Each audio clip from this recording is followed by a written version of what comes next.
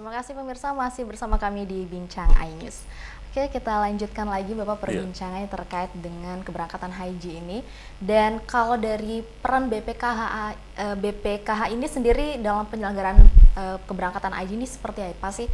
Dan juga perbedaan dengan Kementerian Agama ini dia mungkin dari segi peran, kemudian pembagian tugas dan sebagainya itu seperti apa? Ya, terima kasih. Kalau Kementerian Agama berdasarkan Undang-Undang Nomor 8 Tahun 2019 itu tugasnya adalah untuk menyelenggarakan ibadah haji. Jadi penyelenggara ibadah haji. Jadi penyelenggaranya secara teknis itu dilaksanakan oleh Kementerian Agama. Nah, berdasarkan Undang-Undang 34 Tahun 2014, BPKH ini bertugas untuk mengelola keuangan. Jadi yang mengelola keuangan haji itu adalah BPKH.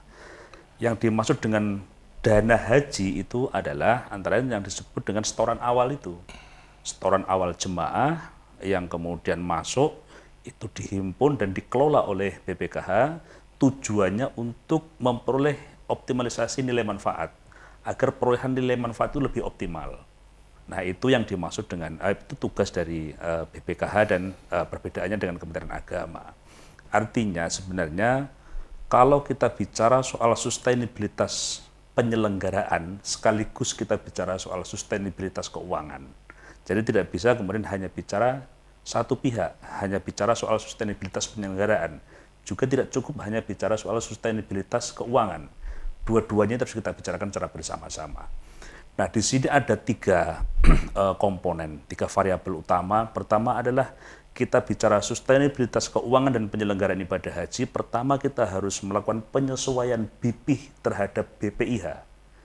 Jadi biaya perjalanan ibadah haji harus kita porsikan secara proporsional, komposisinya proporsional, dilakukan penyesuaian terhadap biaya penyelenggaraan ibadah haji. Nah, ini tugas kita bersama berdasarkan nanti arahan masukan dari Komisi 8 DPR RI. Yang kedua, optimalisasi nilai manfaat imbal hasil.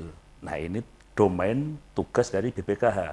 Dan yang ketiga adalah rasionalisasi serta rasionalisasi dan efisiensi operasional haji. Nah, ini Kementerian Agama.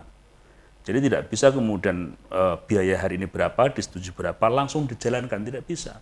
Harus dilakukan efisiensi, rasionalisasi, dan seterusnya.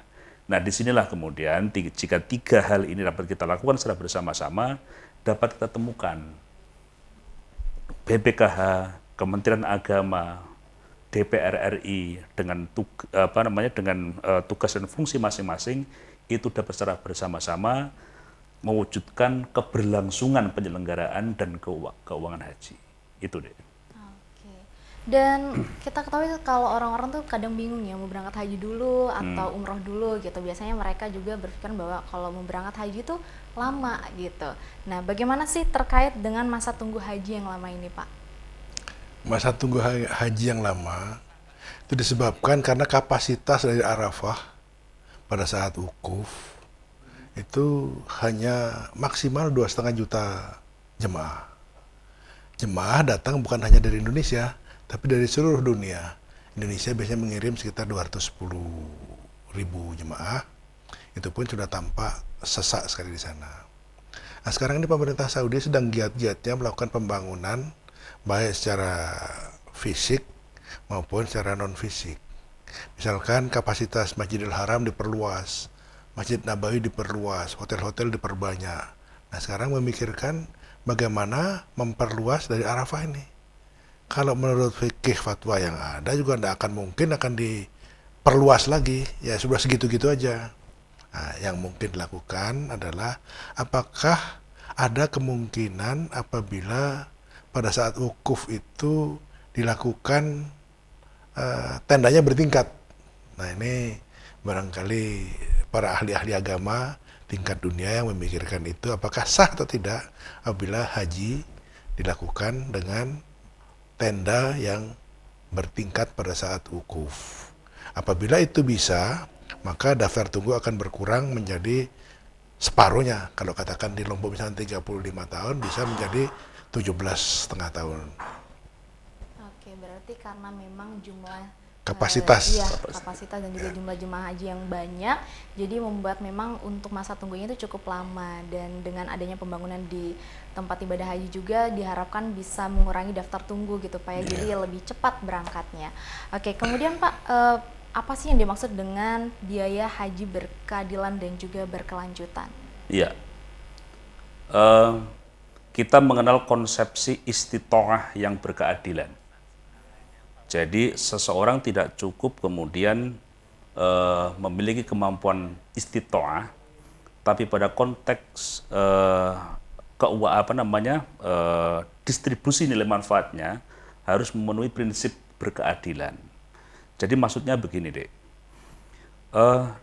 Perolehan nilai manfaat yang kita peroleh tahun ini, taruhlah umpamanya sebesar 10 triliun, itu tidak bisa kemudian seluruhnya dihabiskan untuk mencukupi kebutuhan selisih atau kekurangan ya untuk subsidi tadi, untuk subsidi jemaah yang berangkat tahun ini. Karena apa yang kita peroleh, nilai manfaat yang kita peroleh tahun ini itu hasil dari pengelolaan total seluruh uang jemaah tunggu sejumlah 5 juta lebih, 5.300.000 lebih. Artinya jemaah-jemaah tunggu di tahun-tahun berikutnya juga memilih hak atas perolehan nilai manfaat tahun ini. Nah, oleh karena itu, rencana atau desain kebijakan di BPKH ke depan itu terkait dengan distribusi nilai manfaat atau imbal hasil yang kita peroleh, itu lebih besar nanti kita distribusikan ke virtual account jemaah, masing-masing jemaah. Nah, yang kita distribusikan untuk mencukupi operasional haji itu tidak kita tekan, sebisa mungkin kita tekan.